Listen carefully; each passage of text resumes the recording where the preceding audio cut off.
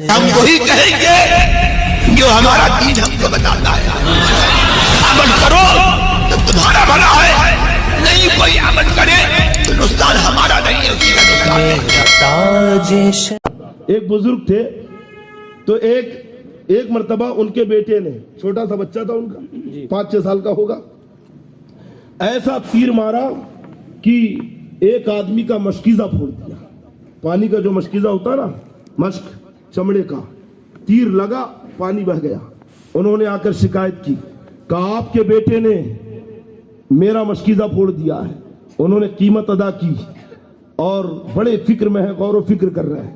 آخر گھر آئے, ان کی اہلیہ بھی بڑی پرہیزگار, متقی اور ولیہ تھی. کہتے ہیں کہ ذرا غور تو کرو اپنی زندگی پر, کہیں تم سے کوئی خطا تو نہیں ہوئی. وہ گردن جھکا کے مراقبہ کرتی ہے, سر اٹھا کے کہتی کہ نہیں, کوئی خطا تو نظر نہیں آتی. کہ نہیں بیگم غور کرو, میں نے بھی اپنی زندگی کا محاسبہ کر لیا, جائزہ لے لیا, مجھے اپنی زندگی میں کوئی ایسا کام نظر نہیں آتا جس کا اثر اولاد پہ پڑے, تم اور دیکھو. بیگم نے سر جھکایا, تھوڑی دیر کے بعد اٹھایا, کہا ہاں ایک غلطی مجھ سے ہوئی تھی. کہا کیا غلطی؟ کہا کہ جب ہمارا یہ بچہ پیٹ میں تھا, میں گھر میں بیٹھ کر کپڑے سی رہی تھی, تو ہمارے پڑوس کی ایک خاتون آئی اور اس نے کچھ انگور وہاں پہ رکھ دیے. کہا اسے دیکھو, میں کام سے جا رکی ہوں, تھوڑی دیر بعد لے کے جاؤں گی. وہ انگور وہاں رکھے ہیں. بار بار میری طبیعت انگور کی طرف مائل ہو رہی تھی, جی چاہ رہا تھا کہ انگور کھا لوں, لیکن میرا دل کہتا کہ خبردار, امانت ہے, خیانت نہیں کرنا. میں نے بہت اپنے نفس کو روکا, آخر نفس غالب آ گیا. تو پھر میں نے کہا کہ انگور نہ کھا, صرف ٹیسٹ ہی کر لے کہ کیسے ہیں. تو کہتی ہیں کہ میں نے اپنی جو ہاتھ میں سوئی تھی وہ سوئی چبایا اور اس سوئی کو میں نے چوس لیا کہ دیکھو کھٹے ہیں یا میٹھے ہیں. جیسے ہی یہ کہا تو شوہر کہتے ہیں کہ بس تمہاری یہی غلطی ہے کہ تم نے امانت کے انگور میں سوئی چبوئی, آج تمہارے بیٹے نے ایک آدمی کا مشکیزہ پھوڑ دیا. اللہ اکبر, اللہ اکبر. کیا سمجھے کہ اگر تم کوئی برا کام کرو گے تو اس برائی کا اثر اولاد کے اندر آئے گا, اور اگر کوئی نیک کام کرو گے تو اس نیکی کا اثر بھی اولاد کے اندر آئے گا. بے شک, بے شک. ماں باپ کا اثر ضرور اولاد کے اندر آتا ہے, چاہے اثر اچھا ہو یا اثر برا ہو. سمجھے کہ نہیں؟ برے اثر کے تعلق سے سننا چاہیں گے؟ ایک افسانہ ہے, یہ حقیقی واقعہ نہیں ہے, ایک لطیفے کے طور پہ, لیکن ایک سبق ہے, اس لیے میں آپ کو سنا دے رہا ہوں. اور ذوق طبع کے لیے بھی اتنے خاموش بیٹھے ہیں, سن رہے ہیں کہ نہیں خاموشی سے؟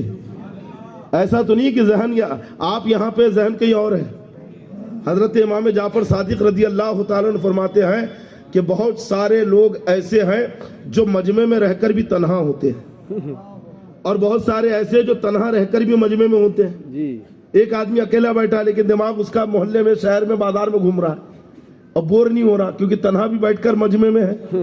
اور ایک آدمی ایسا جو مجمع میں بیٹھا ہوا ہے, لوگوں کے بیچ میں بیٹھا ہے, لیکن دماغ کہیں اور ہے, تو تنہا ہے کہ نہیں؟ تو ایسا کوئی نوجوان تو نہیں ہے کہ جو تنہا بیٹھا ہے.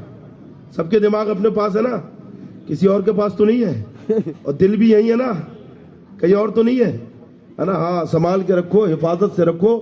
یہ دل ہے نا خرافات کے لیے نہیں بلکہ اللہ کی محبت کے لیے ہے, اس کی اطاعت اور فرما برداری کے لیے. سمجھ گئے؟ دل کی حفاظت یہ ہر مسلمان کے اوپر لازم ہے, کیونکہ دل ہی تو ہے. حدیث پاک میں اگر یہ بگڑ جائے تو پورا بدن بگڑ جاتا ہے, اور دل اگر سنور جائے تو پورا بدن سنور جاتا ہے. ہاں, اگر دل سنور گیا تو نہ آنکھ گناہ کرے گی, نہ زبان گناہ کرے گی, نہ کان گناہ کریں گے, نہ ہاتھ پیر گناہ کریں گے. اور دل اگر بگڑ گیا تو بدن کا روح گناہ کرے گا, بدن کا ایک ایک پارٹس اور ایک ایک جز گناہ کرے گا. دل سنبھال لو, نگاہیں خود سنبھل جائیں گی. دل سنوار لو, ہاتھ پیر زبان ناک کان خود سدھر جائیں گے. اور اگر دل بگڑ گیا سنبھالے نہیں سنبھلے گا. اس لیے یہ دل جو ہے نا بڑا قیمتی ہے, اس کی حفاظت کرو. اور اتنا قیمتی ہے کہ ذرا سا اگر اس کے اندر میں بلاکیج ہو جائے تو ڈاکٹر بھی لمبا بل نکال دیتے ہیں. نکالتے ہیں کہ نہیں؟ ہاں, ارے ڈاکٹر کو نہیں چھوڑ رہے بھیا, کل ہی کی رپورٹ ایک حقیقت ہے. میں مجمع عام میں بتا نہیں سکتا، لیکن وقت آئے گا تو وہ بھی بتاؤں گا کہ اعتماد کر کر، بھروسہ کر کر اپنی مسلم قوم کا ہے، جماعت کا ہے، لیکن اس کے بعد بھی اتنا بڑا خسارہ اور نقصان اٹھانا پڑا۔ اس لیے تو میں نے اپنی تقریر میں ایک جملہ کہا کہ اس ڈاکٹر نے اتنی بے رحمی کیوں دکھائی؟ جو مرض نہیں ہے رپورٹ میں وہ مرض لکھ کر، آپریشن کی ضرورت نہیں تھی، آپریشن کر کر لاکھوں کا بل بنا دیا۔ مسلم ڈاکٹر، لاکھوں کا بل۔ تو میں نے اس لیے تو یہ جملہ کہا کہ اگر بچپن میں وہ اپنے ماں باپ سے سبق لیتا کہ کسی کو لوٹنا، کسی کے ساتھ دھوکہ کرنا کتنا بڑا گناہ ہے، تو وہ ڈاکٹر تو بعد میں بنتا، پہلے اچھا انسان ہوتا۔ اور اگر یہ تہذیب اور سبق لے کر نہیں بڑھا، ڈاکٹر تو بن جائے گا، انسان نہیں بن سکتا۔ سمجھ رہے آپ؟ ہاں۔ اور پھر کبھی کبھی نہلے پہ دہلا بھی ہو جاتا ہے، ہوتا ہے کہ نہیں؟ ایک وکیل نے ایک مرتبہ اپنا ایک مکان بیچ دیا دوسرے وکیل کو، اس مکان میں کنواں بھی تھا۔ دوسرے دن وکیل آ گیا اور آ کے کہتا ہے کہ دیکھیے میں نے آپ کو اپنا مکان اور کنواں بیچا ہے، پانی نہیں بیچا ہے۔ اب کنواں تو رکھ سکتے ہیں لیکن پانی مت لینا، اس کا پانی میرا ہے۔ تو وکیل جو تھا وہ کہتا بھائی دوسرے وکیل سے جس نے بیچا تھا، کہ بس میں بھی آپ کے پاس یہی بتانے کے لیے آ رہا تھا کہ آپ اپنا پانی نکال کے لے کے جائیے ورنہ کل سے کرایہ لگے گا، ہے نا؟ تو اگر ایک شانہ ہو تو دوسرا مل ہی جاتا ہے نا؟ اثر اچھا ہو یا برا ہو، ماں باپ کا اثر اولاد میں ضرور آتا ہے۔ ایک چور تھا، سننا چاہیں گے آپ؟ یہ افسانہ ہے، میں پہلے ہی بتا دے رہا ہوں۔ چور تھا، اس نے بڑا ماہر جیب کترنے میں، چوری کرنے میں، اور شہر میں ہے نا اس کی جماعت میں اس کا بڑا نام تھا۔ سمجھ گئے آپ؟ ہاں، ارے اس کا نام اسی کے بیچ میں ہوگا، شریفوں کے بیچ میں تھوڑی ہوگا۔ چوروں کے بیچ میں بڑا نام کمایا اس نے۔ چور لوگ اسے دیکھتے تو ہے نا، اب چور لوگ احترام، باس بولتے تھے، باس، استاد، استاد کرتے کیسا ہو، ایک تو کرتب تو سکھا دو، ہے نا؟ کہ چوروں کا استاد تھا وہ۔ بہت مال جمع کیا، اب فکر ہوئی کہ بھائی شادی کرنا چاہیے، تو اس نے رشتہ تلاش کرنے والوں کو پکڑا اور کہا کہ دیکھو مجھے شادی کرنا، اچھی حسین و جمیل، خوبصورت، تیز ترار، پھرتیلی لڑکی چاہیے، اور چوری میں میری طرح مہارت رکھتی ہوں۔ یعنی رشتہ بھی کیسا؟ چورنی ہوتا نا۔ اکثر اگر کوئی ڈاکٹر بن جائے تو کہتا بھائی ڈاکٹر نہیں چاہیے، وکیل بن گیا تو اسے بھی وکیل چاہیے، ہوتا ہے نا۔ تو کوئی نوکری کرتا ہے تو ڈھونڈتا ہے کہ نوکری کرنے والی چاہیے۔ تو ایسی یہ چور تھا، تو اس نے کہا کہ چوری کرنے والی چاہیے، چور۔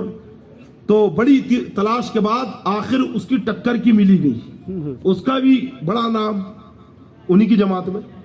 اب رشتہ ہو گیا، بات پکی ہو گئی، شادی ہو گئی، عالی شان مکان، سب چوری کا مال تھا، خوب بنایا۔ اب خوش ہو رہے ہیں، چلو بھیا شادی ہوگی، پریوار بڑھے گا۔ بڑی خواہش تھی کہ بھئی بچہ ہو جائے، قسمت سے اولاد بھی ہو گئی۔ اچھا دعا کرتے تھے کہ لڑکا ہو، تو لڑکا بھی ہو گیا، بڑے خوش لڑکا ہونے سے۔ اب دونوں مل کے کہتے ہیں کہ ہم دونوں مل کر اس لڑکے کو اتنا ٹرین کریں گے کہ پورے شہر کیا پورے ضلع میں اس کی ٹکر کا کوئی چور نہیں ہوگا۔ بچپن سے یہ خواہش کر رہے ہیں، چھوٹا ہی ہے لیکن کہتے دونوں مل کر ایسا چور بنائیں گے اسے کہ یہ ہماری دنیا میں ہمارا نام روشن کرے گا۔ اب باپ نے دیکھا کہ لڑکا پیدا تو ہو گیا لیکن کمبخت کی مٹھی نہیں کھلتی ہے، داہنے ہاتھ کا مٹھی ایسی بند ہے، بہت کوشش کر رہے ہیں، طاقت لگا رہے ہیں لیکن بچہ مٹھی نہیں کھول رہا ہے۔ ڈاکٹر کے پاس لے گیا، ڈاکٹر نے پوری کوشش کر لی، پریشان، تو باپ نروس ہو گیا کہ اس کی تو مٹھی بند ہے، ہاتھ بیکار ہے، یہ کیا چوری کرے گا، سارے ارمانوں پہ پانی پھیر دیا۔ ہاتھ کھلے گا نہیں تو یہ سیکھے گا کیسے کہ جیب کاٹا کیسے جاتا ہے، مال اڑایا کیسے جاتا ہے۔ آخر میں اس ڈاکٹر نے کہا کہ اسے کسی سائیکریٹسٹ کے پاس لے جاؤ، تو دماغی ڈاکٹر کے پاس لے گئے۔ انہوں نے اپنی پوری رودات بیان کر دی کہ ہم چور ہیں اور چاہتے تھے کہ لڑکا ہو گیا، ہم اسے اپنا ہنر دینا چاہتے ہیں، کمبخت کا ہاتھ بند ہے۔ ڈاکٹر نے کہا کہ ٹھیک ہے، مرد سمجھ میں آ گیا، کل اس بچے کو لانا اور ساتھ میں ایک قیمتی ہیرو کا ہار لے کر آنا۔ کہا ٹھیک ہے۔ دوسرے دن ڈاکٹر کے کہنے کے مطابق وہ ہیرو کا ہار، سونے میں جڑے ہوئے ہیرے، قیمتی ہار لے کر پہنچے۔ ڈاکٹر نے لڑکے کو لٹایا بیڈ کے اوپر، پلنگ کے اوپر، اور ہیرو کا ہار لیا اور اس کے منہ کے سامنے گھمایا، اور جیسے ہی گھمایا تو کھولا نہ مٹھی اور پکڑا نہ ہاتھ، है ना, मुट्ठी खोला, लपक के हार पकड़ा उसने, सब हैरत में, सब मुतहय्यर ये क्या है। लेकिन हैरत इस बात पे नहीं थी कि लड़के ने हार पकड़ा, बल्कि हैरत इस बात पर थी कि लड़के ने जब मुट्ठी खोला तो उसके हाथ से एक अंगूठी गिरी, और ये अंगूठी उस डॉक्टर की थी जिसने उसकी डिलीवरी कराई थी। अब माँ बाप सर पकड़ के बैठ गए तो बाप निकला हमारा। हम सोच रहे इसे हुनर सिखाएंगे, ये तो ऐसा हुनरमंद पैदा हुआ कि इससे सीखना पड़ेगा, है ना। तो ये माँ बाप का असर है जो औलाद के अंदर आया है। ये एक अफसाना है, लेकिन समझाने के लिए बता दिया कि अगर नमाजी रहोगे तो औलाद भी नमाजी बनेगी, परहेजगारी के साथ जिंदगी गुजारोगे तो औलाद भी परहेजगार रहेगी, और अगर तुम जुआरी हो तो औलाद से नेक और परहेजगार बनने की तवक्को ना रखो, तुम्हारे नक्शे कदम पर कहीं वो चलकर जुआरी ना हो जाए।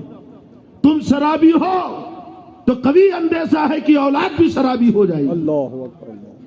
तुम अगर गुनाहों के रास्ते पे चलोगे तो कहीं औलाद तुम्हारा असर लेकर वो भी बुराई और गुनाह के और बदकारी के रास्ते पे ना चल पड़े।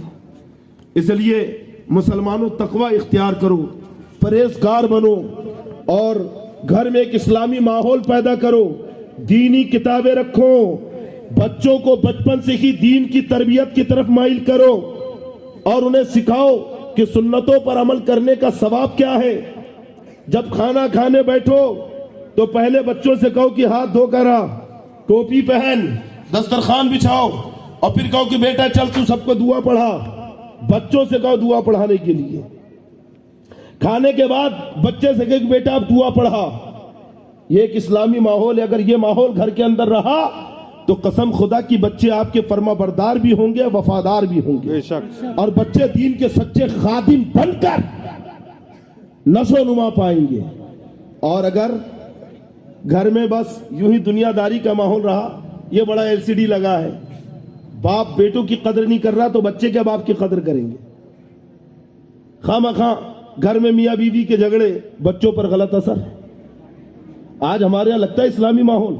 मैं एक जुमला तकरीर में अक्सर कहता हूं कि अपने घरों में दीनी किताबें रखो, उलमाए अहले सुन्नत की किताबें लाकर आप अपने घरों में रखो, सरकार आला हजरत की किताबें रखो, सरकार मुफ्ती आदम हिंद की किताब, सरकार ताजुल शरिया की किताब, हुजूर सदरुल शरिया की किताब, बहार शरियत, कानून शरियत, अनवार शरियत, ये सारी किताबें रखो।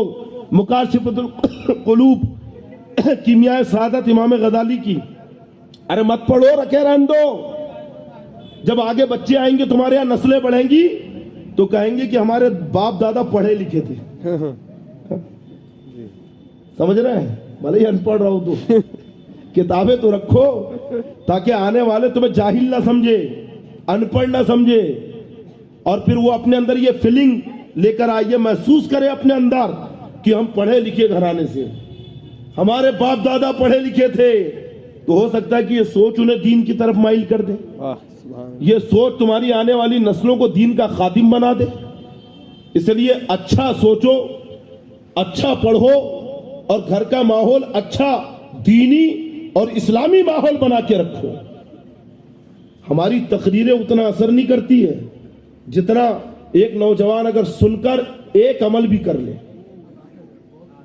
एक अमल भी अगर वो कर ले। आजकल शादी ब्याह में देखो आप, बफे पार्टी के नाम पर अच्छे भले इंसान को जानवर बना दिया, इंसानियत का लिबास उतार कर जानवर का चोला पहना दिया, खड़े खड़े खाना खा रहे ना, खड़े खड़े खाना, खड़े होकर खाना, ये तो कसाब पुराई है। अब देख लीजिए, कभी अगर मेरी बात पे यकीन हो तो सुबह आजमा लेना, हाथ में चारा लेकर जाना, अगर जानवर बकरे बकरियां बैठी है ना तो खड़े हो जाएंगे, होते कि नहीं? चारा लेके जाओ तो बकरा खड़ा हो जाता है, क्यों? खाने के लिए, जानता है कि मेरा तरीका खड़े होके खाना है। तो खड़े होके खाना जानवर का तरीका है, और बैठ के खाना इंसानों का तरीका है, मुसलमानों का तरीका है। लेकिन आज बफे के नाम पर अच्छे भले इंसान को जानवर बना दिया, खड़े होकर खिला रहे हैं, और फिर तजिए माल, रिस्क जाया हो रहा, अल्लाह के रिस्क की बेहुरमती, ये खूब भर के अपने हाथ से ले रहा, आधा खा रहा आधा फेंक रहा। कितनी तौहीन होती है रिस्क इलाही की, सिर्फ नाम के लिए। کہ فلاں کے یہاں شادی تھی تو 15 آئٹم رکھا تھا, وہ فلاں صاحب نے شادی کیا, ارے 25 آئٹم, ارے وہ تو کچھ بھی نہیں, وہاں تو 35 تھے. ہوتا نا, کیوں؟ نام کے لیے. حدیث پاک میں ہے کہ جو دعوت سنانے اور دکھانے کے لیے رکھی جائے ایسی دعوتوں میں نہ جاؤ. اللہ, جو دعوت کسی کو دکھانے اور سنانے کے لیے رکھی جائے. اور ایک حدیث میں یہ ہے کہ جس دعوت میں مالداروں کو بلایا گیا اور غریبوں کو چھوڑ دیا گیا ایسی دعوتوں میں بھی نہ جاؤ. اور وہ دعوتیں جہاں پہ شریعت کے خلاف کام ہو رہا ہو, شریعت کی بے حرمتی ہو رکھی ہو. آرکیسٹرا آج لوگ رکھ رہے دعوتوں میں, ادھر دولہا کھڑا ہے اور ادھر آرکیسٹرا کا اسٹیج لگا ہوا ہے. فلمی گانے, بے پردگی, بے حیائی, ناچ گانے, ڈھول تماشے, یہ ڈھول بج رہے, ناچ ہو رہے, پیر صاحب چل رہے ہیں. سمجھ رہے ہیں, کر کے مرید بھی بگڑ رہے ہیں. دلیل مل جا رہی سند کہ ہمارے حضرت تو آئے تھے اس ماحول میں. کسی حضرت کو مت دیکھو, نبی کی شریعت کو دیکھو, مصطفیٰ کے فرمان کو دیکھو کہ نبی کا فرمان کیا ہے, اللہ اس کے نبی کا قانون کیا ہے. لیکن شادی بیاہ کے اندر ڈھول باجے, تماشے, آرکیسٹرا, بے پردگی. اب یہاں پر بہار شریعت میں دعوت کے بیان میں دیکھیے بہار شریعت کا 16واں حصہ, اور آسانی کے لیے بتا دوں کہ اسلامی اخلاق و آداب جو بہار شریعت کا ایک حصہ ہے, 16ویں حصے کا پورا خلاصہ. اسلامی اخلاق و آداب, یہ کتاب تو ہر مسلمان کے گھر میں ہونی چاہیے. بے شک صحیح ہے. اردو میں بھی آتی, ہندی میں بھی آتی. کیا نام ہے کتاب کا؟ اسلامی اخلاق و آداب. یہ کتاب گھر میں لا کے رکھے, بچوں کو دے پڑھنے, عورتوں سے بھی کہے کہ پڑھے, سمجھے. اور بھی کئی کتابیں آتی ہیں پڑھنے کے لیے, وہ کتابیں لے کر آئے اور رکھے علماء اہل سنت کی.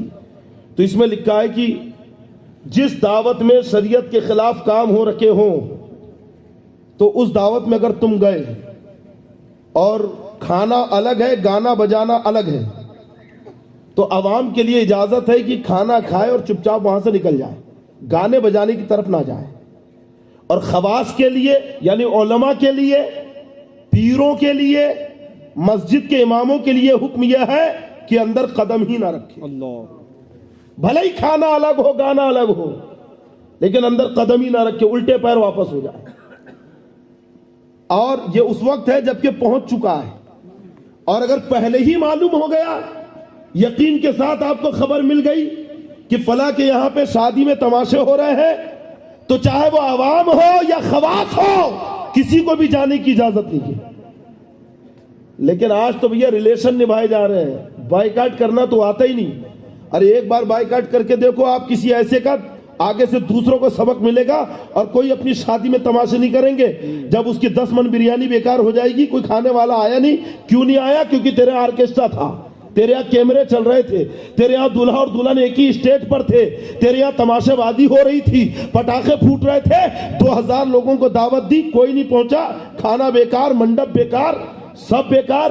سبق مل جائے گا, آئندہ سے کوئی دوسرا مسلمان ایسا نہیں کرے گا. واہ واہ, صحیح ہے حضرت, بہت اچھا. لیکن کیا کریں, ہماری زبان کو بھی عادت ہو گئی اور دل کو بھی عادت ہو گئی کسی کا دل رکھنے کی. آڑا ٹیڑھا کسی کا بھی دل رکھ رہے ہیں, کچھ بھی کھا کر آ رہے ہیں. کبھی جا کر پوچھا بھی آپ نے کہ بھئی جو جانور آپ نے لایا ہے, ذبح کیا, تو گوشت کہاں سے آیا ہے, اس کا ذبح کرنے والا کون ہے؟ کیا سنی مسلمان کی نگرانی میں سارا کام ہوا ہے؟ کبھی پتہ کیا ہے کہ بس گئے اور دبائے اور آئے؟ کیٹرین والے کو دے دیں, کیٹرین والا کیا ہے, اسے ذبیحہ کے مسئلے معلوم ہے کہ نہیں معلوم ہے؟ پتہ کیا کہ آپ نے کبھی کبھی کر لیا کرو, پتہ پوچھ لیا کرو. اور جب گہرائی تک جاؤ گے نا تو سر پکڑ لو گے, 100 میں سے صرف 5 ہی جگہ ایسی ملے گی جہاں گوشت کھا سکتے ہو تم. اتنے حالات خراب ہے لا علمی کی بنیاد پر, جہالت کی بنیاد پر, کیونکہ ہم ذبیحہ کے مسئلے نہیں جانتے, ہم قربانی کے مسئلے نہیں جانتے, کہاں کھانا چاہیے کہاں نہیں کھانا چاہیے ہمیں اس کی خبر نہیں. اس جہالت کی بنیاد پر ہم کچھ بھی دبائے جا رہے ہیں. ارے کسی آڑے ٹیڑے کا ذبیحہ کھا لیا, دل مردہ ہو جائے گا. اور جب دل مردہ ہو گیا تو نہ مسجدوں میں دل لگے گا, نہ اللہ کے ذکر میں دل لگے گا. آج ہمارے ساتھ کیا ہو رہا ہے, ادھر مسجد میں اذان ہو رہی ہے, نماز ہو رہی ہے, امام کے پیچھے 5 آدمی کھڑے, 5 ٹھیلے پہ 50 آدمی کھڑے ہیں. امام کے پیچھے صرف 10 آدمی نظر آئیں گے, وہیں محلے میں دعوت ہے تو وہاں پہ 1000 آدمی نظر آئیں گے. کیوں؟ یہی سب آڑا ٹیڑا کھا کر دل اتنا مردہ ہو گیا, ضمیر اتنا مر گیا کہ شرم نبی, خوف خدا یہ بھی نہیں وہ بھی نہیں. اللہ اکبر اللہ اکبر. نہ اللہ کا خوف رہا, نہ نبی کی شرم رہی, اللہ نہ مرنے کی فکر رہی کہ مرنا ہے اور رب کی بارگاہ میں حاضر ہونا ہے. اگر ہم راہ راست پر نہیں آئے تو اپنی اولاد سے بھی کوئی امید وابستہ مت رکھو. مسلمانوں, خدا کے لیے آج جو اتنی تکلیفیں ہو رکھی ہیں, زمانے بھر میں جو ستائے جا رکھے ہو, زمانے بھر میں جو تمہیں رسوا کیا جا رہا ہے, اس کی وجہ یہی ہے کہ ایمان کمزور ہو گیا, اعمال بیکار ہو گئے, نیکیوں سے دور, اللہ کے ذکر سے دور اور گناہوں سے قریب. اسی وجہ سے تو زمانے میں ستائے جا رہے ہو, کیونکہ اللہ کا وعدہ کیا ہے؟ وَلَا تَهِينُوا وَلَا تَحْزَنُوا وَأَنْتُمُ الْأَعْلَوْنَ إِن كُنتُم مُؤْمِنِينَ. تم ہی سرخرو رہو گے, تم ہی سربراہ اور اعلیٰ رہو گے, بس شرط یہ کہ مومن کامل ہو جاؤ. ہمارا کردار بگڑ گیا, ہماری سوچ بدل گئی, ہمارے نوجوانوں کی نگاہوں کا مزاج بدل گیا, عاشقانہ مزاج ہو گیا. اسی کا اثر ہے کہ آج پورے ہندوستان میں بڑی تیزی سے خبریں سننے میں آ رہی کہ فلاں کی لڑکی فلاں غیر کے ساتھ بھاگ گئی. معاذ اللہ رب العالمین. کیوں یہ خبریں آ رہی؟ تم سدھر جاؤ, اپنا کیریکٹر, اپنا ضمیر اور اپنے نفس کی حفاظت کرو. اللہ محفوظ, اللہ حفاظت کرنے والا ہے. قوم کی بچیوں کی حفاظت. اچھا, ایک سیاست بھی ہے جو ہماری غفلت کی وجہ سے اور ہم پر حاوی ہو گئی. پورے ہندوستان میں کیسے سو رہے ہیں؟ میں کہتا ہوں اگر ایک شہر میں ہوتا تو مدعا بھئی ہو گیا, کسی نے نادانی میں کر لیا, کسی گاؤں میں ہو گیا نادانی میں کر لیا. لیکن جو رپورٹ بامبے میں ہے وہی خبر بنگلور سے آ رہی ہے, وہی خبر کلکتہ سے آ رہی ہے, وہی خبر مدراس سے آ رکی ہے, وہی خبر اڑیسہ سے آ رکی ہے, وہی خبر کشمیر سے آ رکی ہے. ایک ہی جیسی خبر ہر طرف سے آ رکی ہے. آخر کیوں؟ کیا تم نے کبھی غور نہیں کیا کہ معاملہ ایک جیسا کی ہے, اسٹیٹ الگ, صوبہ الگ, ریاست الگ, لیکن کیس ایک جیسا؟ کیا لگتا نہیں کہ اس کے پیچھے سازشیں ہیں؟ بے شک صحیح ہے.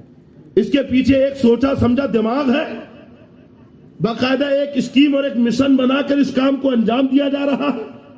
دو چیزیں, ایک تو ہماری غفلت کہ ہم سامنے والوں کی مشن کو سمجھ نہیں رہے, اور دوسری چیز کہ ہمارے نوجوان محفوظ نہیں ہیں. حدیث پاک میں غور سے سننا, حدیث سنا رہا ہوں, اپنی طرف سے نہیں کہہ رہا ہوں. اللہ کے پیارے نبی صلی اللہ علیہ وسلم فرماتے ہیں کہ جب کوئی زنا کرتا ہے, معاذ اللہ, سمجھ رہے ہیں, زنا کی طرف بڑھتا ہے, تو وہ ایسا راستہ بناتا ہے اپنے گھر کی طرف, ایسا راستہ کہ دوسرے چل کر اس کے گھر میں آتے اس راستے سے. اگر تم سے دوسروں کی بچیاں محفوظ نہیں تو سوچ لو کہ تمہارے بھی گھر کی بچیاں محفوظ نہیں ہیں. اسے روکنے کے لیے سب سے پہلے ہمیں اپنی قوم کے نوجوانوں کو سمجھانا ہے کہ بیٹا تم اپنے وجود کی حفاظت کرو, اپنے نفس کی حفاظت کرو, اپنی نگاہوں کی حفاظت کرو, اپنی جوانی کی حفاظت کرو. تم کسی پر غلط نگاہ مت ڈالو, کوئی تمہاری بہن بیٹیوں پہ غلط نگاہ نہیں ڈالے گا, اللہ حفاظت کرے گا. بے شک بے شک حق ہے. ایک تو یہ وجہ کہ خود نوجوانوں کی نگاہیں دل و دماغ محفوظ نہیں, اور دوسری وجہ ہماری غفلت, تربیت کی کمی اور چھوٹ. ماڈرن زمانہ ہے, تھوڑی آزادی دینی چاہیے.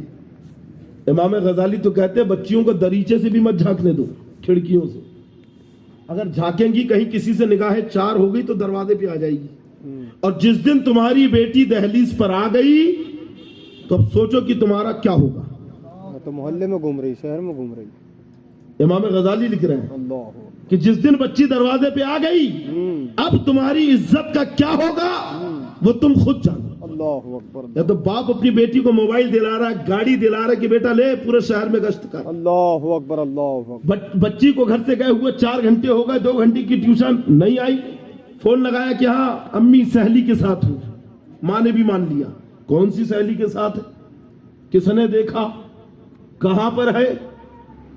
نہیں ہماری بچی تو بہت اچھا. ایسے جو بچے ہوتے ہیں نا یہ اور یقین دلاتے ہیں, ماں باپ کو اور یقین میں لیتے ہیں.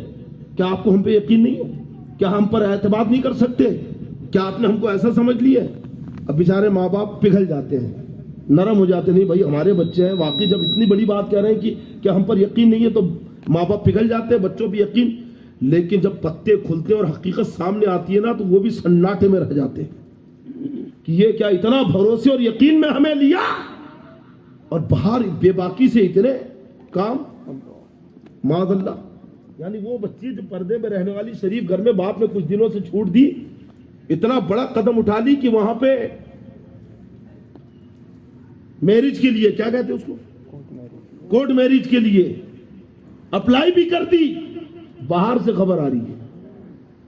بڑا غور کرنے کا مقام ہے نوجوانوں، مسلمانوں، فکر کا یہ مقام ہے کہ یہاں پہ ہم کیا کر سکتے ہیں، یہاں پہ ہم سے خامی کیا ہے، کمی کیا ہے. اور میں تو کہتا ہوں کہ اسباب ہم ہی فراہم کر کے دیتے ہیں. دوست ہے نا، شوہر اپنے دوستوں کو گھر میں لا رہا ہے، بے پردہ اس کی بیوی اس کے سامنے چائے ناشتہ لے کے جا رہی ہے. باپ اپنی بیٹی کو بے پردہ پورے بازار سے لے کے جا رہا ہے، نہ جانے کس کی نگاہ پڑی، نظر پڑی. پوچھ لیا اپنی بہن سے، رشتہ دار سے، فلاں لڑکی کی پہچانتی، کوئی پہچان کی نکلی گی کا رابطہ کر، پتہ کر، نمبر لے. آج کل تو ایسا ہے نہیں کہ کبوتر اڑے گا اور پہنچے گا اور خبر وہاں پہنچے گی. ابھی تو ایسا کہ 2 منٹ کا کام ہے، صرف موبائل ہاتھ میں 2 منٹ نہیں لگنا ہے جی کانٹیکٹ ہونے میں. ابھی اتنا فاسٹ دور ہے، جہاں ڈیجیٹل دور آیا، یہ انٹرنیٹ کا زمانہ آیا، دماغ بھی تیز ہو گئے، پٹاپٹ کنیکشن ہو رہے ہیں. اچھی بھلی پڑھی لکھی شریف بچی، ان پڑھ گوار اور صفائی کرنے والا، کوئی کچھ کرنے والا، کوئی مزدوری کرنے والا، کوئی آٹو چلا رہا، کوئی کچھ کر رہا ہے. ماں باپ کو بڑا ناز، ہماری بچی بہت پڑھی لکھی ہے، اچھا رشتہ آئے گا تب کریں گے، اچھا آئے گا تب کریں گے. لڑکی کی عمر بڑھتی گئی، اچھے رشتے کے چکر میں پڑے رہے اور پتہ چل رہا ہے کہ کسی چھوٹے موٹے مزدوری کرنے والے کے ساتھ ہی چلی گئی. غلطی ہماری بھی ہے، اسباب اور راہیں ہم مہیا کرتے ہیں. شادی بھی، کل ہی ایک شادی کے اندر میں نے دیکھا، ٹوکا بھی، اگرچہ بیچ میں پارٹیشن تھا، پردہ تھا. ہم جب تک رہے کیمرے والوں کی ہمت نہیں ہوئی کہ وہاں آئے، لیکن جب ہم جانے لگے تو دیکھا کہ 3-4 کیمرہ مین نوجوان لڑکے، جہاں پہ تمہاری بیٹیاں تھی، تمہاری بچیاں تھی، تمہاری عورتیں تھی، اور وہ کیمرہ لے کر پوری عورتوں کے مجمع میں گھوم رہے ہیں. کیا یہ غیر محرم نہیں ہے؟ ان غیر لڑکوں کو مسلم لڑکیوں کے مجمع میں پہنچایا کس نے؟ ان عورتوں میں سے ہی کوئی کسی کا باپ ہے جس نے ان کیمرے والوں کو وہاں پہنچایا، کوئی بھائی ہے جس نے اپنی بہن کی تصویر لینے کے لیے پہنچایا، کوئی شوہر ہے جس نے اپنی بیوی کی تصویر لینے کے لیے پہنچایا. اب کہاں گئی تمہاری یہ خودداری اور تمہاری شرم و حیا اور غیرت؟ یہ کیمرہ مین یہ بیچ میں گھس رہے ہیں. اور سننے میں تو یہاں تک آیا قاری صاحب کہ مہندی لگانے والوں سے عورتیں مہندی لگوا رکھی ہیں. جی جی صحیح ہے. مہندی لگانے کے لیے لڑکے بیٹھے ہوئے. ارے تمہارے کیا ہنر کی کمی ہو گئی؟ قوم میں ایک سے ایک بچیاں مہندی لگانا جانتی ہے. کیا ضرورت ہے بازاروں میں جا کر ان کے ہاتھوں سے مہندی لگوانے کی، یا انہیں اپنے گھر میں بلا کر؟ اور یہ بھی سننے میں آیا ہے بڑے بڑے مہنگے مہنگے میک اپ کیے جا رہے ہیں. ان میک اپ کرنے والوں میں بھی کئی لڑکے ہیں. لڑکیاں تو ہیں، کئی جگہ لڑکوں کو بھی بلایا جا رہا. مان اللہ، اب مصیبت نہیں آئے گی تو کیا آئے گی؟ ستائے نہیں جاؤ گے تو کیا ہوگا؟ تباہی نہیں ٹوٹے گی تو کیا ٹوٹے گی؟ جبکہ رب تبارک و تعالیٰ کا حکم کیا ہے، شریعت کا قانون کیا ہے؟ ارے گھر میں اگر ہے، صحابہ نے پوچھا یا رسول اللہ کیا عورت اپنے دیور سے پردہ کرے گی؟ یعنی دیور جو ہے تو کیا اس سے بھی عورتیں؟ تو میرے آقا فرماتی کہ الہم الموت، دیور موت ہے. جبکہ ایک ہی گھر میں رہ رہے، ایک چھت کے نیچے رہ رہے. اب ہمیشہ تو پردہ کرنا ممکن نہیں، لیکن جتنا ہو اتنا پردہ کرے. دیور سے بے تکلف ہونا عورت کے لیے منع. یہاں تو اپنے شوہر کے دوستوں سے بے تکلف ہے، پڑوسیوں سے بے تکلف، کلاس کے لڑکوں سے بے تکلف. شریعت کی خلاف ورزی کرو گے تو مصیبت نہیں تو کیا آئے گی؟ جبکہ قرآن نے جہاں یہ حکم دیا قولو، ہے نا، یا ایھا الذین آمنوا اتقوا اللہ حق تقاته، یا ایھا الذین آمنوا اتقوا اللہ وقولوا قولا سدیدا. جب بات کرو تو اچھی بات کرو, سیدھی بات کرو, میٹھی بات کرو. حکم آیا کہ نہیں؟ خلیفہ ہارون رشید کے پاس ایک مرتبہ ایک بزرگ گئے اور بڑے جلال میں نصیحت کرنے لگے. تو ہارون رشید بھی بہت بڑے عالم گزرے, امام مالک کی صحبت میں رہنے والے, امام مالک کی بڑی پرذوق دعوت کرتے تھے, اور حضرت امام مالک کو آپ نے قاضی القضات بنایا تھا. خلیفہ تھے, بادشاہ تھے. امام مالک بھی بڑا ادب کرتے تھے کیونکہ بادشاہ اسلام کا حکم ماننے کا حکم خود قرآن دے رہا ہے کہ نہیں. ایک مرتبہ دیکھو ادب اور شریعت کا دیکھو قانون کیا ہے. خلیفہ ہارون رشید حضرت امام مالک رضی اللہ تعالیٰ عنہ کی مجلس میں آئے, اور آنے کے بعد میں جیسی آئے تو آپ اٹھ گئے, کہ بادشاہ آئے, خلیفہ آئے, اپنے بازو میں بٹھایا, کہ بیٹھیے اپنی مسرت پہ. پھر کہتے ہیں کہ بادشاہ سلامت, اے خلیفہ آنے کی وجہ کیا ہے, کیسے آنا ہوا؟ تو کہا ایک مسئلہ پوچھنا تھا. تو امام مالک کہتا پھر کہتے ہیں کہ اٹھیے. امام مالک نے انہیں اٹھایا اور سامنے بٹھایا, کہا سامنے بیٹھیے, شاگردوں کے صف میں بیٹھیے کیونکہ آپ مسئلہ پوچھنے آئے. کیوں کیا؟ علم کے وقار کے لیے. واہ صحیح ہے. آج تو ایسا کسی بڑے آدمی کو سیٹ کو مسئلہ پوچھنا تو امام صاحب کو گھر پہ بلا لیتا ہے. ارے جانا ہی نہیں چاہیے امام کو, پہلے پوچھ لے کیا کام ہے, کا مسئلہ ہے, مسجد میں آؤ, درسگاہ میں آؤ, میرے پاس آؤ. اور اس میں تم بلا رہے ہو, تمہارا غرور نہیں ہے بلکہ شریعت کا احترام ہے, اور علم کا وقار باقی رکھنا ہے. اسے مسئلہ پوچھنا اور وہ تمہیں بلائے گا. حضرت امام مالک خلیفہ ہارون رشید, جن کے روب و جلال کا عالم یہ تھا, اعلیٰ حضرت امام اہل سنت اپنی ایک کتاب میں غالباً دوام العیش میں لکھتے ہیں کہ ہارون رشید وہ جلالی بادشاہ تھے. اعلیٰ حضرت تحریر فرماتی کہ جب روم کے ایک بادشاہ نے آپ کو جزیہ دینے سے انکار کر دیا تو آپ نے, اس نے جب خط لے کر آیا ایلچی نے, اور جب پڑھا ہارون رشید کے سامنے جب پڑھا گیا تو وہ جلال میں آیا کہ پورے مجمع پہ سناٹا, دربار میں سناٹا. آپ نے کاتب سے کہا کہ لکھ, جیسی کا لکھ تو اس کا ہاتھ کانپنے لگا. اللہ اللہ. اعلیٰ حضرت فرماتے ہیں کہ ہارون رشید نے خود لیا کاغذ اور قلم اور لکھا کہ اے رومی کتے, جواب وہ نہیں ہے جو تو سنے گا بلکہ جواب وہ ہے جو تو دیکھے گا.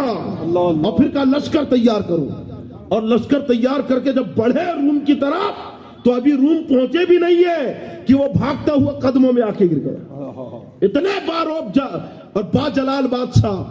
لیکن امام مالک کہہ رہے کہ اٹھ کے سامنے بیٹھیے اور اب پوچھئے مسئلہ کیا ہے, تاکہ علم کی عزت باقی رہے, علم کا وقار باقی رہے.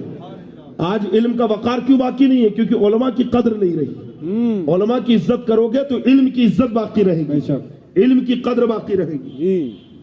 تو قرآن نے جہاں پہ یہ کہا کہ میٹھی اور اچھی بات کرو, ہے نا, تو وہیں پہ عورتوں کے لیے قرآن حکم دے رہا ہے کہ لا تخضعن بالقول فیطمع الذی فی قلبہ مرض. عورتوں کو اللہ حکم دے رہا ہے کہ اگر کسی غیر مرد سے بات کرو تو باتوں میں ایسی نرمی نہ پیدا کرو کہ دل کا لالچی, دل کا مریض کچھ لالچ پکڑے. جہاں قرآن نے میٹھی زبان میں اچھی بولی بولنے کا حکم دیا, وہیں پہ عورتوں کے لیے حکم قرآن دے رہا ہے کہ جب تم غیر مردوں سے بات کرو تو بات میں لچک نہ آنے دو, بات میں نرمی نہ آنے دو, اپنے کلام اور تکلم میں اور اپنی باتوں میں مٹھاس نہ آنے دو, بلکہ غیر مردوں سے بات کرنا ہو تو کڑک آواز میں کرو, جھڑک کے کرو, ان سے جھٹک کے بات کرو, انہیں گرا کے بات کرو کہ کہیں دل کا روگی, دل کا مریض کچھ لالچ نہ پکڑ لے, لالچ نہ کرے. کیونکہ قدرتی طور پہ عورتوں کی آواز میں ایک مٹھاس ہوتی ہے, نرمی ہوتی ہے, نزاکت ہوتی ہے. اس میں اور نزاکت پیدا کر کے بات کرے گی تو کہیں برا آدمی غلط امیدیں وابستہ نہ کر لے, دھوکے میں نہ آ جائے.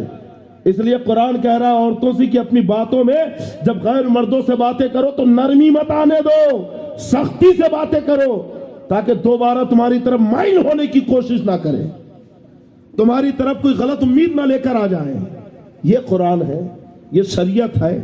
لیکن آج جو قوم کے حالات اللہ تعالیٰ رحم کرے, عمل کریں گے انشاءاللہ. جو کچھ میں نے بتایا اس پہ عمل کریں گے, اور نماز وغیرہ اس کی پابندی, اسی کے اندر ساری بھلائی, ہماری عزت, وقار, روزی کی برکتیں, آخرت کی نعمتیں سب اللہ نے نماز کے اندر رکھا ہے.